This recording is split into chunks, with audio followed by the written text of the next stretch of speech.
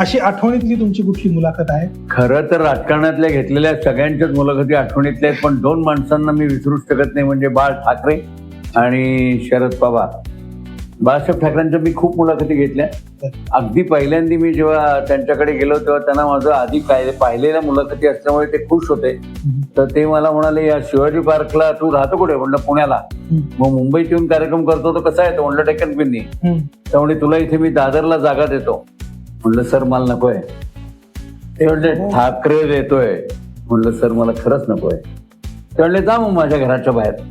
बापरे. हा, आणि 10-15 दिवसानंतर त्यांनी एक माणूस घरी पाठवला. मला म्हणले ये माझ्या घरी. मी त्यांच्या घरी गेलो तर मला म्हणले तू भिकमंगा नाहीयेस याचा मला खूप आनंद आहे, म्हणून त्यांनी भेटी मारली. आणि त्यानंतर मग आमचा स्नेहच जुळला. तर आपला आप आपण राखला ना तर लोक आपला आप राखतात.